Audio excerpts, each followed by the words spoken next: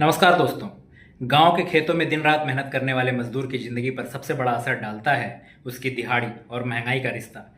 लेकिन सोचिए, अगर ये हिसाब ही 30 साल पुराने डेटा से तय हो रहा है तो क्या मजदूर को उसका हक मिल पाएगा? भारत में ग्रामीण मजदूरों के न्यूनतम वेतन का आकलन एक पुराने 1986-87 के बेस ईयर पर बने इंडेक्स से किया जा रहा था। यानी जिस दौर में परिवार का खर्च, खाने पीने की टोकरी और ज़रूरतें अलग थीं, उसी को आज तक लागू किया गया। नतीजा, मजदूरों की मेहनत और असली महंगाई में जमीन आसमान का फर्क। पर अब सरकार ने सीपीआई एएल और सीपीआई आर यानी ग्रामीण उपभोक्ता मूल्य सूचकांक के लिए नया बेस ईयर 2019 कर दिया है। इसका मतलब है कि मजदूर की दिहाड़ी तय करते समय अब उनके वास्तविक उपभोग पैटर्न और नए जमाने की जरूरतों को ध्यान में रखा जाएगा। पहले ग्रामीण मजदूरों के खर्च में खाद्यान्न का वजन 67% था, अब घटकर 58% रह गया।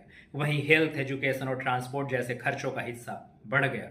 यानी अब मजदूर की जिंदगी के बदलते हालात इंडेक्स में दिखेंगे। क्यों जरूरी था यह बदलाव? सही वेतन निर्धारण, मजदूर को उसकी असली मेहनत के हिसाब से दिहाड़ी मिल सके। सरकारी योजनाओं में पारदर्शिता, मनरेगा जैसी योजनाओं में मजदूरी का सही हिसाब हो। और नीतिगत सटीकता, जीडीपी, आईआईपी और सीपीआई जैसे आंकड़े जमीनी हकीकत से मेल खाएं। नए बेस ईयर से ग्रामीण मजदूरों की कमाई और जीवन स्तर बेहतर होने की उम्मीद है। नरमीला राम जैसे रोज कामगर खाने वाले मजदूरों के लिए इसका मतलब होगा अब उनका पसीना सही दाम पा सकेगा।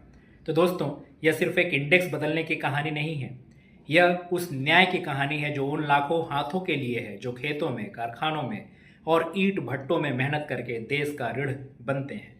सवाल यही है, क्या ये बेस आईसी यानी बेसिक चेंज सच में मजदूर की जिंदगी बदल पाएगी?